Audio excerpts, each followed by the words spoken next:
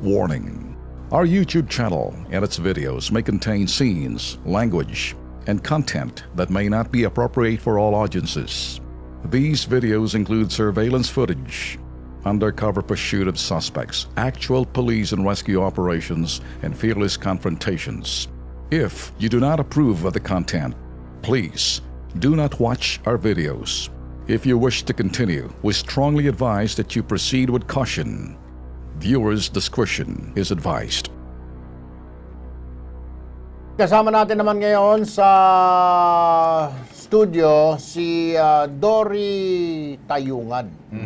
Si Ma'am Dory, inireklamo niya yung cash division ng Manila City Hall, Tolben. At si Nida Galleta ng kanilang district leader. January hanggang June 2016 nang italaga sila ng Manila City Hall sa ilalim ng Samang Ilaw ng Maynila para maging barangay focal o taga-monitor ng mga kaguluhan, krimen at reklamo sa bawat barangay sa Maynila. Ika-4 daw ng Mayo nang magtungo siya sa tanggapan ng cash division ng Manila City Hall para kunin ang kanyang sweldo, pero hindi raw ibinigay sa kanya dahil may ibang kukuha daw ng kanyang sweldo. Ika-5 ng Mayo, bumalik siya sa nasabing tanggapan, wala ng kanyang cheque.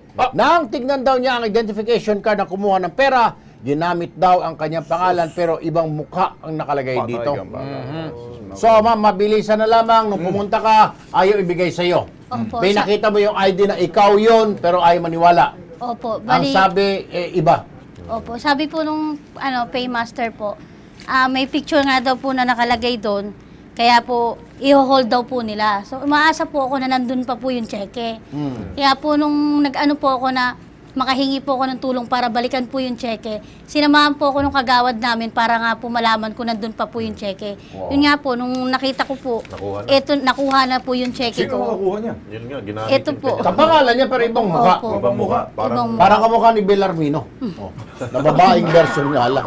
Nakuha na daw po yung cheque. Ay, naku na yan, sis. Well, eto, again. Tolben, City Hall, Manila. Yan. Andiyan ba ngayon? Sinusubukan.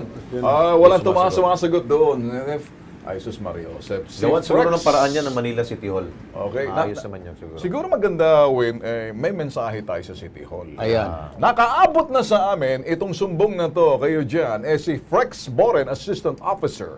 Ito ho, ng Manila, ang bagal ng Cash Manila Division. City Hall. Cash Division Cash siguro. Division yan. Cash Division. Okay, sasabihin ho namin sa inyo, mukha atang may hocus-pocus dyan. Baka naman, naglalagay lang kayo ng mga pangalan dyan. Hindi pa tapos to, nakaabot sa amin, tatapusin namin to. Kung sino man nanonood dyan, abay, makinig kayo. Ito. Kausapin mo, wait, ito. Si Nida Galleta ang nireklamong district leader. Tama, ma'am? Ito ang nireklamo niyo, district leader? Hindi. Si Nida Galleta. Si Nida? Opo. Okay, sige. Nida, magandang gabi sa'yo. Nida. Oy, Aling Nida. Nida. Ayaw. Hindi na ba ni Aling Nida? Natakot siguro si Aling Nida. Pero, mensahe namin, ma'am, ganito po, tatawagan ho natin yung City Hall na yan hanggang sa maibigay yung pera ninyo. Ano po? Pinaghirapan ho niyo, Ibibigay sa'yo pinagpawisan. yan. Paglaban natin yan. Hindi po pwedeng hindi ho. Wala na hong libre Nga niyo. po kasi naumpisa na po nilang kunin yung pang-4 na buwan. May 3 buwan po pala dapat ang makukuha Baka mukhang racket ng leader mo yan. Mukha Yun nga. nga po eh. Ako, Kasi itong leader mo.